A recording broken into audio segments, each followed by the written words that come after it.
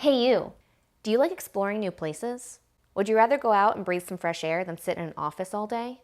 Is your idea of fun to spend an afternoon hanging out with good friends or family? Do you honestly just want a little more time to enjoy the simple things in life? Then I have great news for you. You're actually the perfect candidate to get rich, retire early, and travel as much as you want. Now, when I say get rich, what exactly does that mean? Obviously, we all know the more money you have, the richer you are. But there's also a second piece. The less money you need to be happy, the richer you are too. See, your wealth is proportional to how much you have divided by how much you need. You want to increase the first one while decreasing the second. If you value the stuff we talked about earlier more than fancy cars and big screen TVs, you're already off to a great start. Okay, so now we know what wealth is, but how do you get rich quick? How fast you get rich equals your income minus your expenses. Again, you want to increase the first and decrease the second. If you don't need to spend much to be happy, then you get to keep more of your income. Now, we promised before you'd be able to retire early by doing this. So how much do you need to do that exactly? The approximate math is actually really easy. Once you have around 25 times whatever your annual expenses are, how much you spend in a year, in a simple investment portfolio, there's a pretty good chance you can live off of that investment portfolio forever. And remember, higher income and lower expenses will get you there faster. So the most important factor is something called your savings rate. If you have $0 to your name today and your savings rate is 10%, you'll have enough money to retire without the help of Social Security or anything like that in about 46 years. I don't know about you, but working for 46 years doesn't sound that great to me.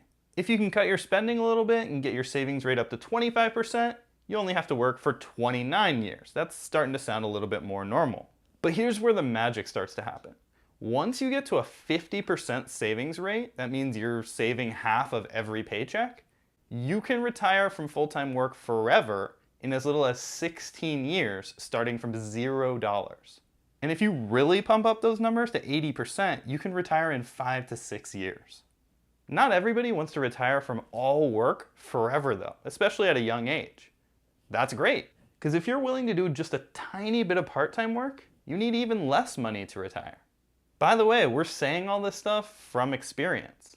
We actually retired at age 29, and now we go camping in this van. Kind of a lot.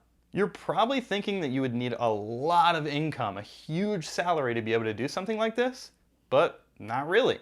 Back in 2013, when we were about 23 years old, our starting salaries were under $40,000 per year per person. Over time, we were able to slowly increase those salaries to the 70 to 90K per year per person range in 2017 to 2020. We also did a few side hustles like photography and tutoring, and we did some investing along the way too. All that stuff helped. The real key though was our expenses.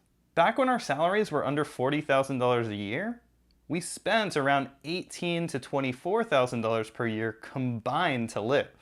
Then, when our salaries increased all the way up to 90K per year, we spent around $18,000 to $24,000 per year combined. You don't have to spend more money just because you make more money.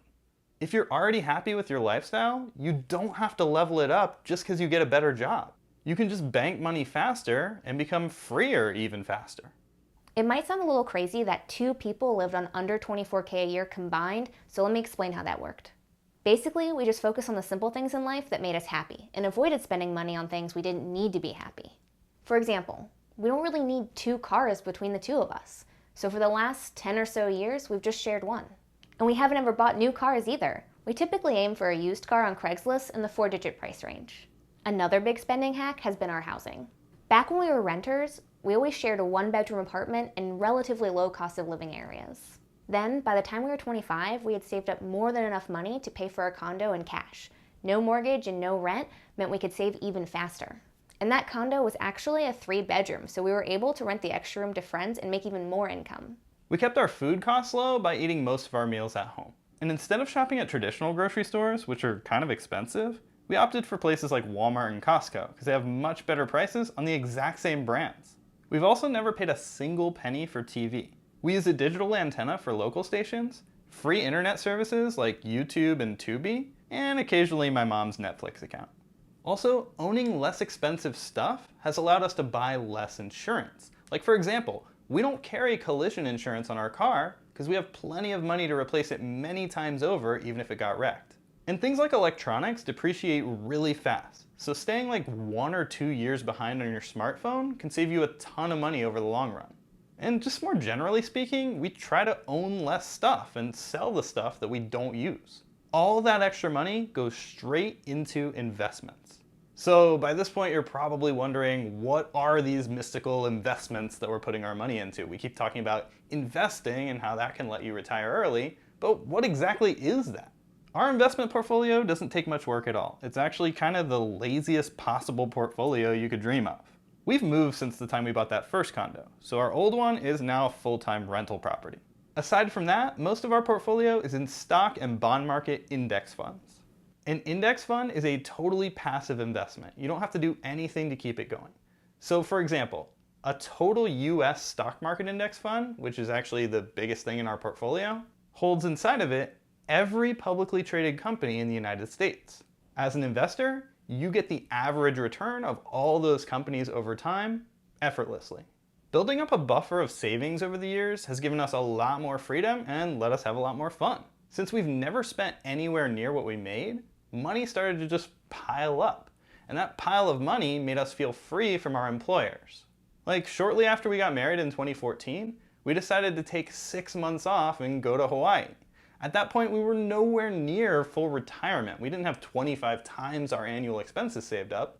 Even if you only have a few years worth of annual expenses in the bank, you feel like you're not dependent on your employer so much.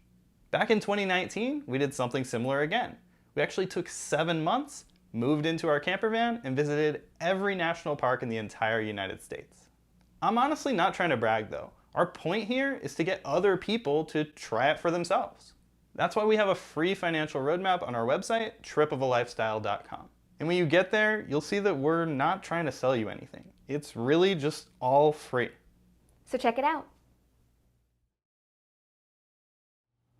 If you like this kind of stuff, don't forget to subscribe or follow along on your favorite social media platform.